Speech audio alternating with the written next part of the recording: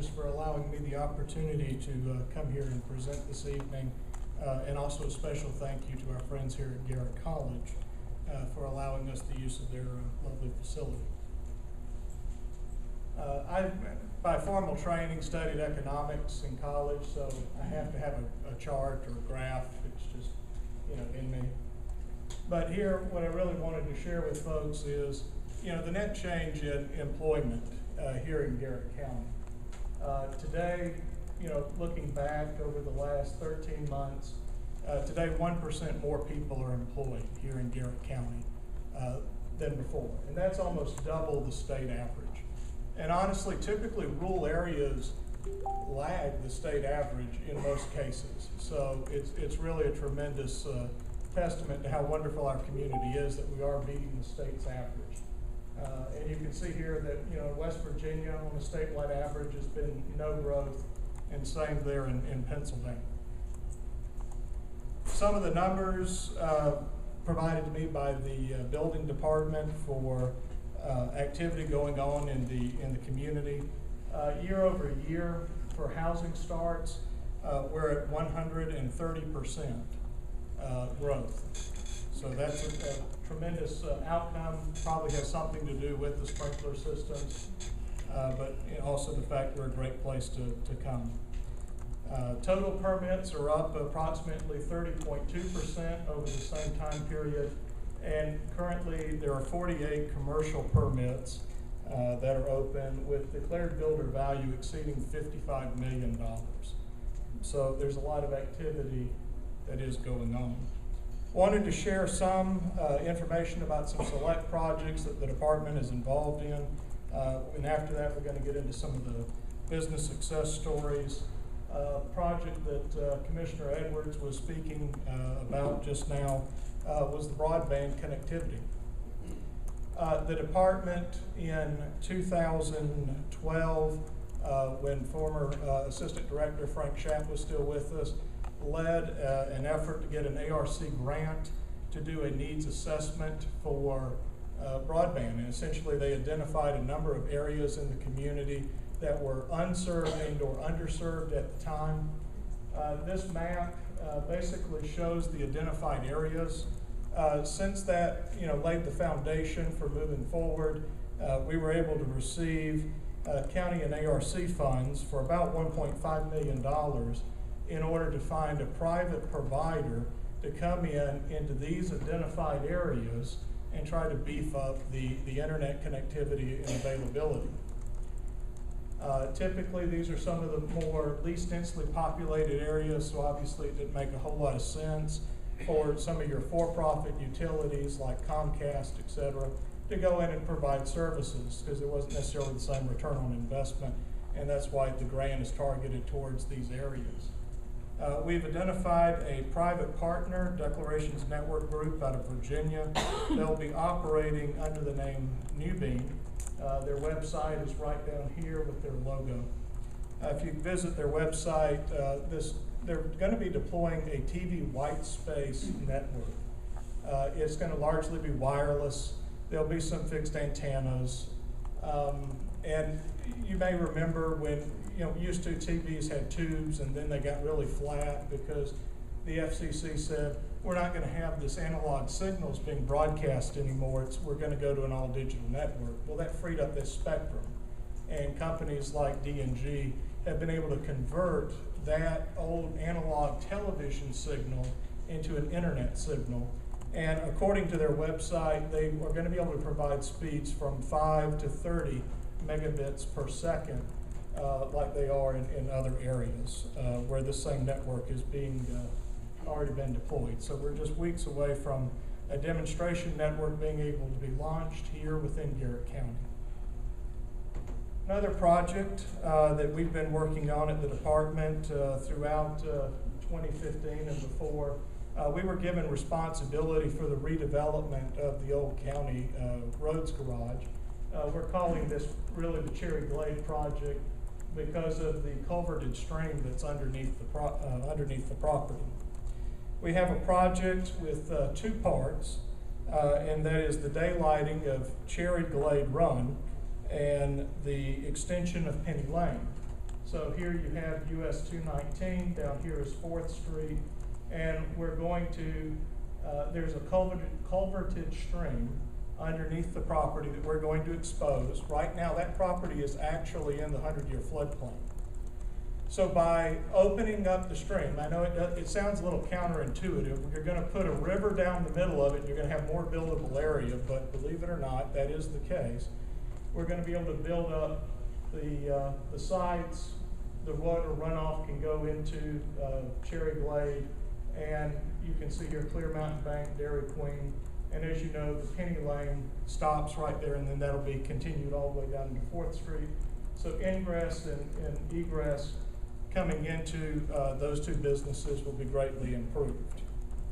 That project has been awarded. It's gone out to contract, and Beitzel Corporation will be doing both projects. Another project that we've spent a lot of time working this year is Kaiser's Ridge Business Park.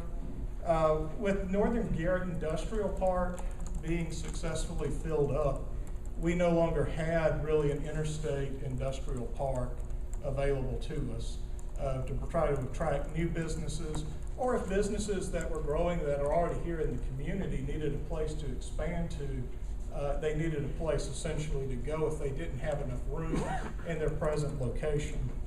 We have 3 projects that we're working here with Kaiser's Ridge Business Park. The first is a wastewater treatment plant, 50,000 gallons per day package plant is to be installed. The design is to be such that it could be doubled in capacity. It's sort of a modular unit. We are paying for that in part with a grant from the U.S. Economic Development Administration. They awarded the community $1.3 million. It does require a dollar-for-dollar match that is coming from the County Commission. We also are pursuing an Appalachian Regional Commission's LAR grant for an access road, essentially right here. This main road, the core road, has already been paved going into the American Woodmark property, but right here, we're going to extend most of this road, put most of that road in, and include certain stormwater improvements. Because of where Kaiser's Ridge Business Park is located, it's in a Class 2 watershed area, and I don't want to bore you with a bunch of technical jargon, but essentially it costs a little bit more to develop there because the water coming off of it has got to be a little bit cleaner. So in order to make the cost of development within the park similar to developments outside of the park, we're putting in some stormwater improvements in order to make it attractive for businesses to want to come in and locate there.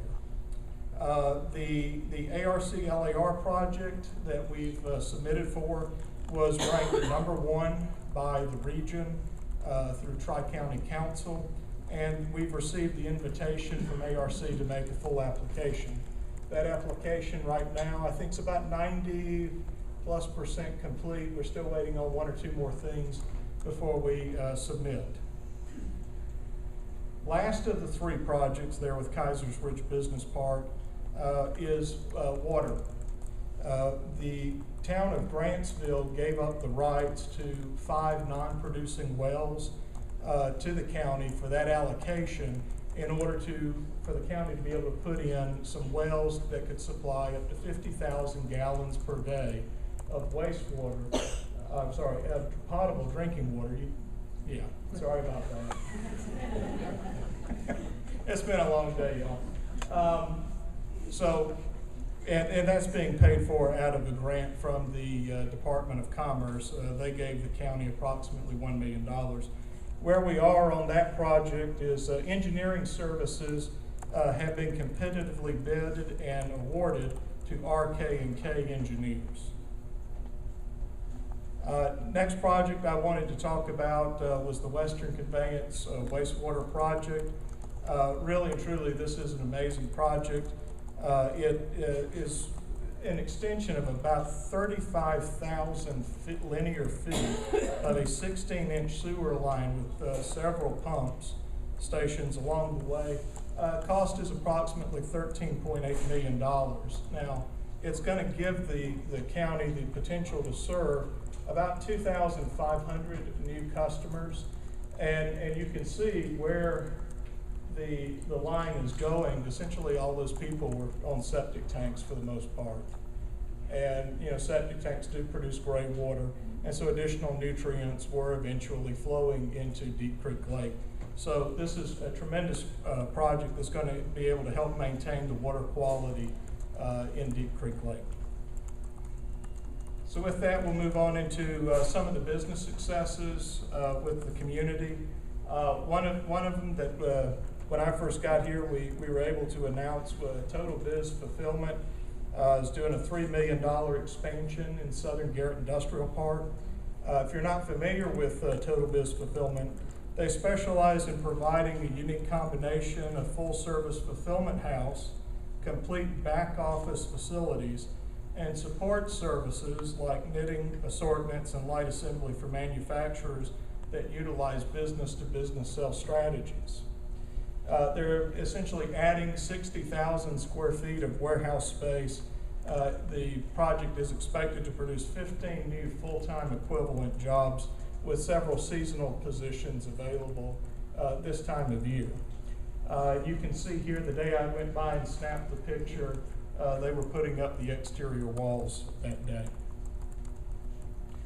Another big project that took place in the community, and this was the final project really that filled up the Northern Garrett Industrial Park. Beitzel and Pillar Innovations built their new combined headquarters. If you're not familiar with Beitzel and Pillar, I'm sure most of us are, but combined, both companies operate a turnkey technology, industrial construction, and maintenance company specializing in industrial construction, excavation, steel fabrication, machining, electrical, maintenance, engineering, equipment rental, and automated controls implementation for multiple industries. The county was able to assist this project by negotiating repurchase of the land. We had already sold previously the lot that it was built on to Closet Made for a future expansion for them. And we also assisted with the roundabout that goes into that property. Another exciting project, been in the news a lot recently. In fact, they had their ribbon cutting ceremony, I think it was Friday, is there at Garrett Regional Medical Center. Scott touched on it some with the financing opportunities, but they have formed a partnership with the West Virginia University to have a full-on oncology lab here that's actually going to be staffed by WVU professionals. So that's a huge quality of life adder, for our community. A lot of people had to go to Morgantown or places even further than that in order to receive those services. And it just doesn't impact the person who's receiving the treatment, but you can't drive after you go through some of that, and people have to take care of you as well. So the loved ones of these people as well, it's going to greatly impact. Also, for the hospital, additional projects, they're currently acquiring or looking to acquire the Get and Go there in Oakland. And when Pillar vacated their current headquarters just outside the Northern Garrett Industrial Park, the hospital's in the process of acquiring that property as well in order to provide additional services throughout the community.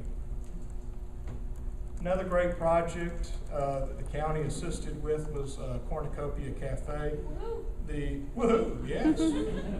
The county assisted the project by providing some needed infrastructure in order to increase the capacity of the wastewater treatment system in that area in order to accommodate additional developments in and around 10 hours. Something near and dear to many people's hearts in here is HART. Phase 2, the adoption wing, has been completed.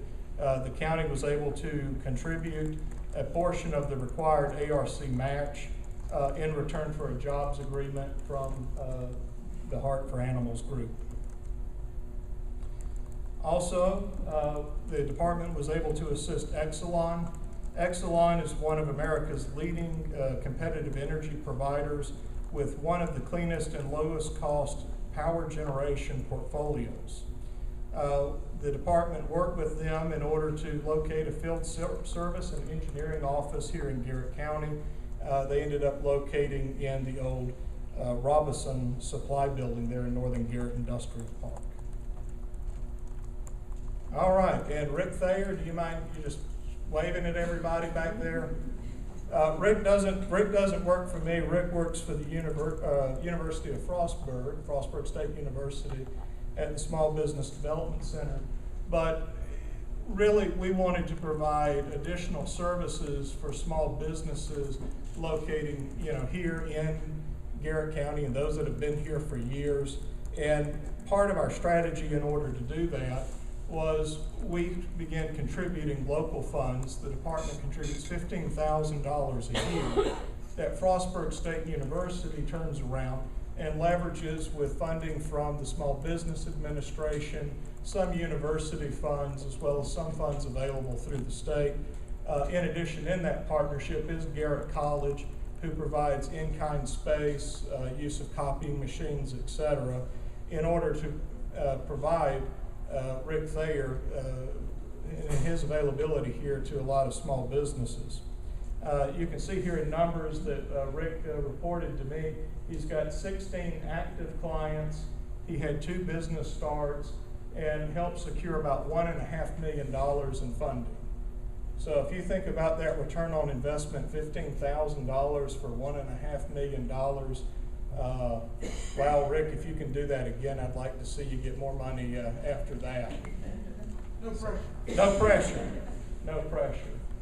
So looking forward into 2016, some of the more ongoing projects and opportunities. Currently, the WISP, folks know that there's been some discussions about them adding a new hotel. They have sent preliminary documents to the planning department for review for a new development out at the WISP. It will be a hotel. Also, the Department of Economic Development has been in negotiations. We've pretty much got all the contracts finalized. They've just not been signed yet. The Cherry Glade development that we've been working on, we have a private developer who's interested in acquiring all 3 parcels from us. Also, the Board of County Commissioners have agreed to help fund the STEM building out here at Garrett College. And the department is working with Garrett College to formalize a community leadership development program moving forward that we hope gets launched in 2016. There are also additional projects to be excited about. The Garrett County Emergency Operations Center is likely to be built near the airport and with the assistance of a $500,000 ARC grant. Governor Hogan recently committed the necessary funds for the North-South Highway and also came to Garrett County. He was here in Western Maryland for 4 days and spent 3 of them here in lovely Garrett County. While here, he announced the reopening of the Youghiogheny River Overlook and Welcome Center. Also, there's a new travel center being built right now with a planned IHOP up in Grantsville. Plans are also underway to build a large indoor sports venue to attract sports tourists from around the region and country. And last but not least, Garrett County's newest cheesemaker, High Country Creamery and Market, plan to complete their facilities in 2016. With that, it was a pleasure to be able to present to you. Thank you again to the county commissioners for giving me this opportunity, and thank you to Garrett College.